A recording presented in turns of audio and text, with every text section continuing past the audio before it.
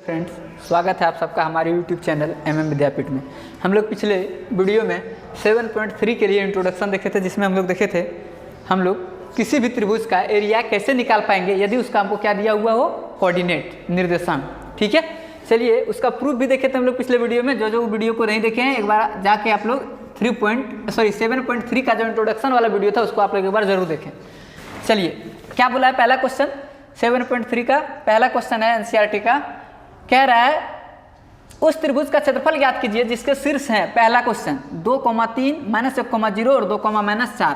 तो मानते हैं x1 को 2, x2 3, y2 3, x1 2 और y1 3, x2 -1, y2 0, x3 2 और y3 -4। ठीक है, त्रिभुज का क्षेत्रफल का फॉर्मूला क्या होता है हमारे पास, 1/2 into x1 y2 minus y3 plus x2 y3 minus y1 plus x3 y1 minus y2। तो त्रिभुज का क्षेत्रफल हो गया 1/2 इंटू x1 का मान है 2 गुना y2 का वैल्यू 0 माइनस y3 का वैल्यू है -4, तो ये हो गया -4।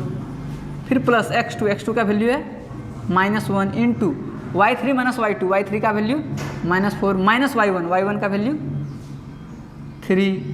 फिर प्लस x3 का value 2 into y1 minus y1 का वैल्यू 3 माइनस y2 का वैल्यू 0। ठीक है, अब देखिए 1/2 2 इंटू ये हो जाएगा हमारा 4 प्लस -1 -7 प्लस 2 इंटू 3। तो ये क्या हो गया 1/2, 4 दूना 8 माइनस प्लस 7 और यहाँ पे हो गया 3 दूना ये 6। तो ये हो गया हमारा 8 7 15 6 21/2 वर्ग मात्रक। ठीक है, अब नेक्स्ट देखिए इसको, दूसरा नंबर क्वेश्चन 1 का क्या कह रहा है। इसमें x1 क्या है -5, y1 क्या है -1, x2 क्या है 3, y2 क्या है -5, x3 क्या है 5, y3 क्या है 2।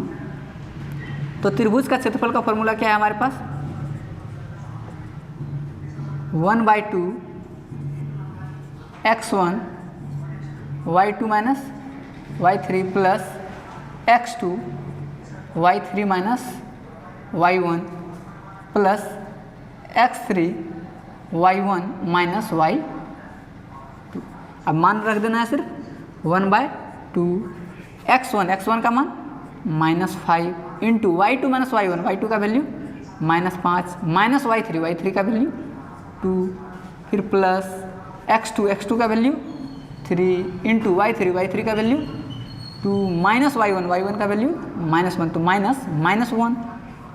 फिर प्लस x3 का value 5 into y1 minus y1 का वैल्यू -1 और माइनस y2 का वैल्यू -5। ठीक है, तो ये हो गया हमारा 1/2 -5 -7 प्लस 3, ये हो गया 2 और माइनस प्लस 1, तो ये हो गया हमारे पास 3। फिर प्लस 5, ये -1 और माइनस प्लस 5, तो ये क्या हो गया हमारे पास 4। ये हो गया 1/2 माइनस और माइनस प्लस 35 प्लस 3 दिया 9, 5 चौके 20। अब क्या हो गया 1/2 9 5 14 44 और 20 64, तो 2 से कटेगा ये 32 बार, मत कितना हो गया 32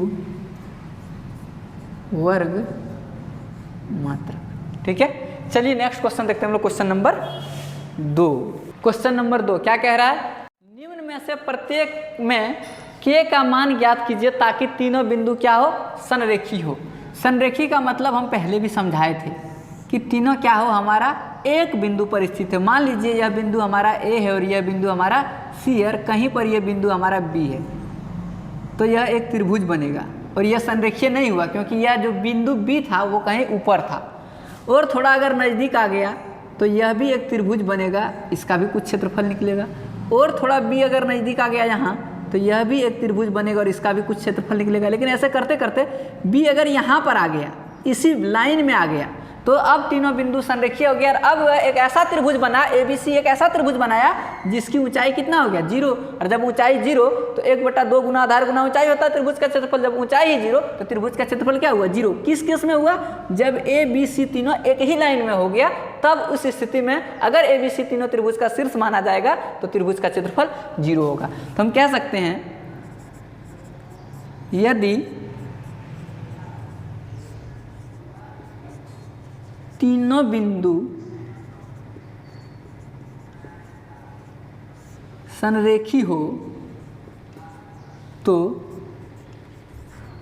त्रिभुज का क्षेत्रफल बराबर क्या निकलेगा 0। और त्रिभुज का क्षेत्रफल का फॉर्मूला क्या है 1/2 x1 y2 minus y3 plus x2 y3 minus y1 plus x3 y1 minus y2।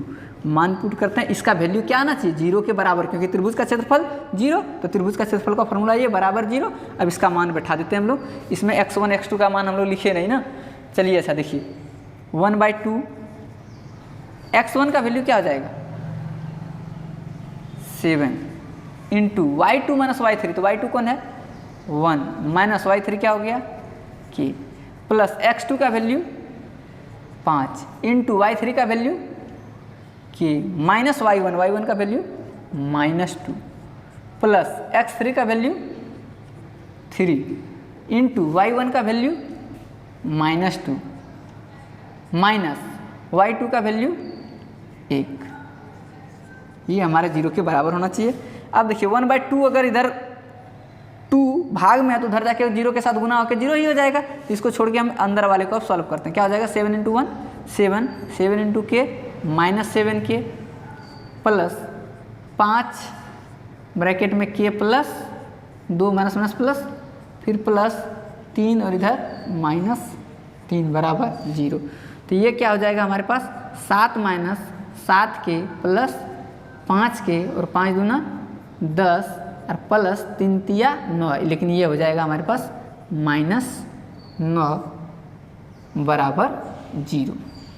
ठीक है। अब देखिए 7 और 10 17 में गया 9 तो बचेगा 8, तो हो गया 8 और 7 के में गया 5 के तो -2 के बराबर 0, तो 2 के बराबर 8, तो के बराबर 8/2, तो के का मान आ गया यहाँ से 4। ठीक है। चलिए नेक्स्ट इसमें देखते हैं हम लोग। x1 बराबर 8, y1 बराबर 1, x2 बराबर k, y2 बराबर -4, x3 बराबर 2 और y3 बराबर -5। हमको क्या करना है, फिर से बोल रहा तीनों संरेखीय तो k का मान निकालिए। तो लिखेंगे यदि तीनों बिंदु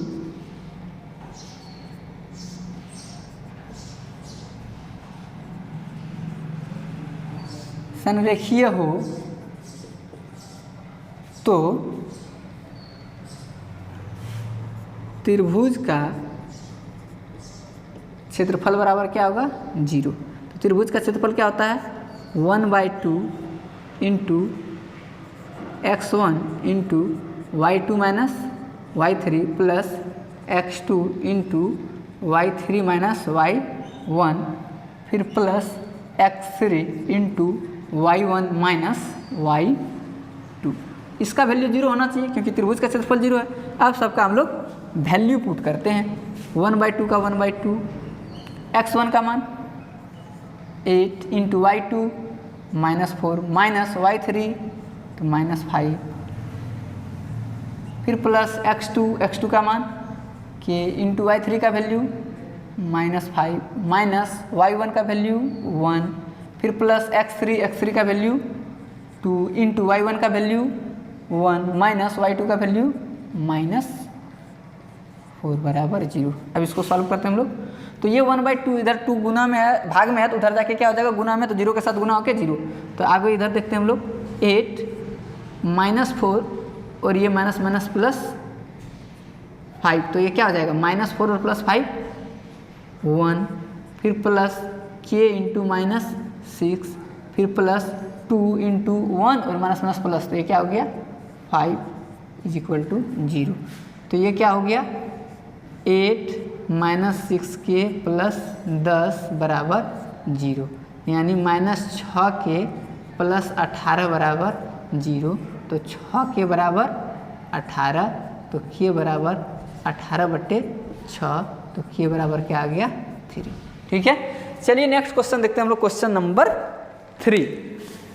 क्वेश्चन नंबर 3 क्वेश्चन नंबर क्या कह रहा है कि शीर्ष 0, -1, 2, 1 और 0,3 वाले त्रिभुज की भुजाओं के मध्य बिंदु से बनने वाले त्रिभुज का क्षेत्रफल ज्ञात करिए और इस त्रिभुज का दिए हुए त्रिभुज के क्षेत्रफल के साथ अनुपात ज्ञात करिए। एक हमको त्रिभुज का शीर्ष दिया हुआ है, ठीक है, त्रिभुज का शीर्ष हमको क्या दिया हुआ है 0, -1, 2, 1 और 0,3।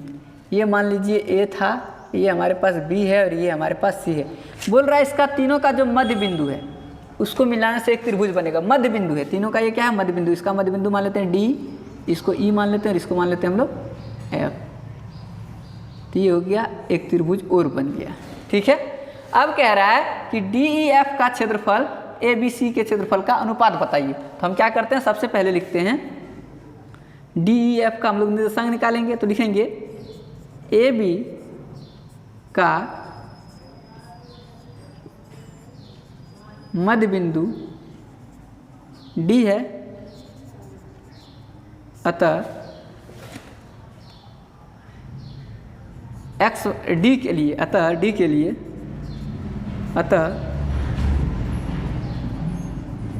D के लिए x बराबर क्या होगा x1 + x2/2 मध्य बिंदु का इन होता है, तो 0 + 2/2 यानी x बराबर निकल गया 2/2, तो x बराबर हो गया 1। अब y वाला निकालते हैं, तो y बराबर क्या हो जाएगा 1 + -1/2, क्योंकि यहाँ है 1 और वहाँ है -1, तो y बराबर हो गया 1 - 1/2, तो y बराबर हो गया ये ±0 हो जाएगा, तो 0/2 0। यानी D का निर्देशांक क्या मिल गया हमको, D का निर्देशांक मिल गया हमको 1,0। ठीक है, अब निकालते हैं हम लोग E का निर्देशांक। तो लिखते हैं AC का मध्य बिंदु E है, अतः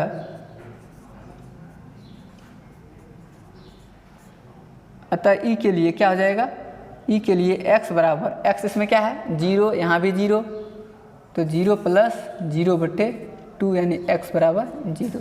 तो इसके लिए y क्या निकलेगा, y बराबर हो जाएगा -1 है और ये +3 है, तो -1 + 3/2 यानी y बराबर हो गया ये 2/2 यानी 1। तो हम लोग लिख सकते हैं E का निर्देशांक क्या हो गया, E का निर्देशांक बराबर हो गया 0,1।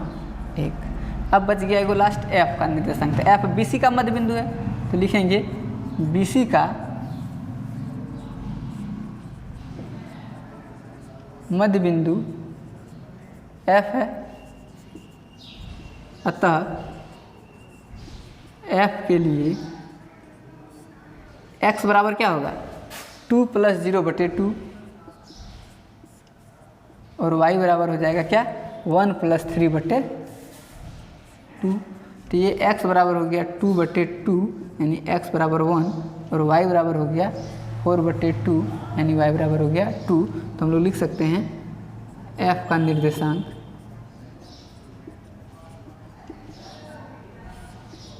निर्देशांक बराबर 1,2। ठीक है, अब लिखते हैं हम लोग यहाँ पर त्रिभुज ABC के लिए, त्रिभुज ABC के लिए देखिए x1 का मान लेते हैं हम लोग 0, तो y1 हो जाएगा -1, x2 का मान लेते हैं हम लोग 2, तो y2 हो जाएगा हमारे पास 1। x3 का वैल्यू अगर मान लेते हैं हम लोग 0, तो y3 का वैल्यू हो जाएगा हमारे पास 3। क्लियर है? 0 1 0 -1 2 1 2 1 और ये 0 3 0 3। अब हम लोग निकालते हैं इसका क्षेत्रफल। तो त्रिभुज ABC का क्षेत्रफल,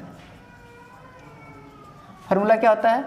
1/2 x1 y2 minus y3 plus x2 y3 minus y1 plus x3 into y1 minus y2। ठीक है, अब मान बैठाते हैं हम लोग। तो 1/2 इंटू, देखिए इसमें x1 का मान मेरे पास यहाँ पर दिया हुआ है 0, तो 0 इंटू y2 माइनस y3, तो y2 का वैल्यू 1 -3, फिर प्लस x2 का value 2 into y3 minus y1 का वैल्यू 3 माइनस y1 का वैल्यू -1 प्लस x3 का value 0 into y1 minus y1 का वैल्यू -1 माइनस y2 का वैल्यू 1, ब्रैकेट में बंद हो गया। अब तो ये इक्वल टू गया 1/2, 0 इंटू कुछ भी रहेगा तो ये हो जाएगा हमारे पास क्या 0 प्लस 2 इंटू ये क्या हो गया 3 प्लस 1, फिर प्लस 0 इंटू उधर कुछ भी रहेगा तो ये भी हमारे पास हो गया 0, तो ये हो गया 1/2 इंटू 3 और 2 इंटू 3 1 4, 2 2 कैंसिल, तो क्या हो गया 4 वर्ग मात्रक। अब लिखते हैं त्रिभुज DEF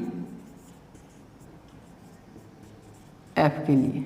ठीक है, त्रिभुज DEF के लिए, त्रिभुज DEF के लिए अगर हम बात करें तो x1 का मान कितना हो जाएगा 1, तो y1 क्या हो जाएगा 0, x2 का मान 0, तो y2 का मान 1, x3 का मान 1, तो y3 का मान 2।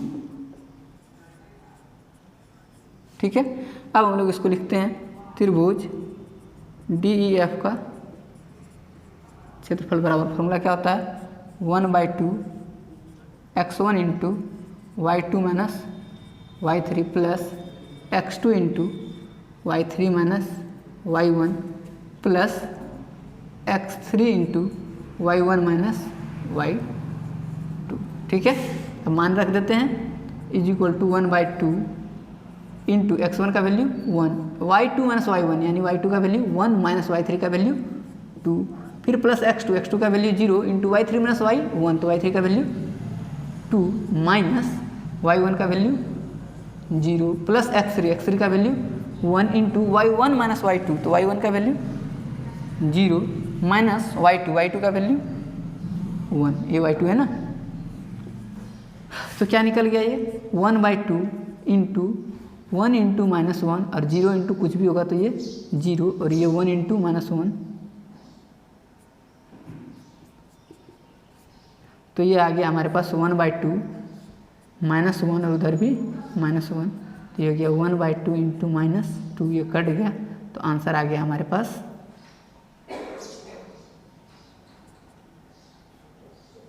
1।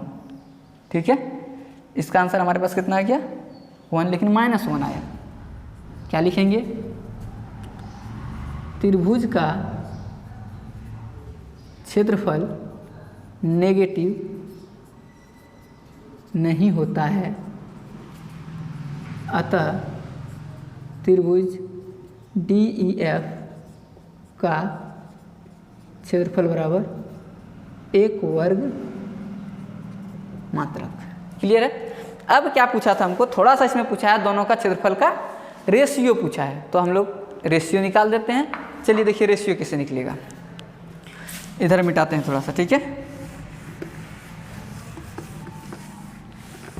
अब हम लोग को सिर्फ पूछा है रेशियो, तो रेशियो देखिए हम लोग कैसे निकालेंगे। आगे वाला पार्ट देखिए, इसका हमको क्या निकालने बोला गया है, हमको बोला गया है त्रिभुज DEF का क्षेत्रफल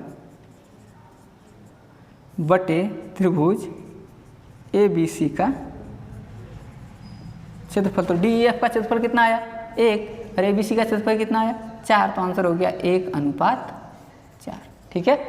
अब इस चैप्टर का एक क्वेश्चन है, क्वेश्चन नंबर 4 और लास्ट क्वेश्चन है, देखते हैं क्या कह रहा है वो। नंबर 4 क्या कह रहा है, उस त्रिभुज का क्षेत्रफल ज्ञात करिए जिसके शीर्ष इसी क्रम में है। उस चतुर्भुज के क्षेत्रफल ज्ञात करिए, यानी एक चतुर्भुज दिया हुआ हमको। ठीक है, एक रफली हम लोग चतुर्भुज ड्रॉ कर लेते हैं। ये मान लेते हैं ए है, इसका शीर्ष हमको दिया है -4, -2। ये मान लीजिए हमारे पास बी है, इसका शीर्ष दिया है हमको -3, -5। ये मान लीजिए हमारा सी है, इसका शीर्ष हमको दिया है 3, -2। ये मान लीजिए डी है और इसका शीर्ष हमको दिया हुआ है 2, 3। ठीक है, चलिए अब कह क्या रहा है इसमें हमको, अगर इसका शीर्ष दिया है तो बोल रहा है इस पूरे चतुर्भुज का हमको क्षेत्रफल ज्ञात करिए। और जब शीर्ष दिया रहे, शीर्ष का निर्देशांक, तो हम चतुर्भुज का क्षेत्रफल कैसे निकाल पाएंगे। हम चतुर्भुज का क्षेत्रफल निकालना जानते हैं, तो इसको सबसे पहला काम क्या करते हैं हम लोग, त्रिभुज में चेंज कर देते हैं। त्रिभुज में कैसे चेंज होगा, देखिए तो इस लाइन को यहाँ मिला दिया, अब 2 त्रिभुज बन गया मेरे पास। तो त्रिभुज ए बी सी बन गया एक और दूसरा बन गया ए डी सी, तो दोनों का अलग अलग निकाल लेंगे और फिर दोनों को जोड़ देंगे तो पूरे का क्षेत्रफल आ जाएगा। अब लिखते हैं हम लोग त्रिभुज ए बी सी के लिए, ए बी सी के लिए देखिए तो x1 बराबर -4, y1 बराबर -2, x2 बराबर -3, y2 बराबर -5, x3 बराबर 3, y3 बराबर -2। ठीक है,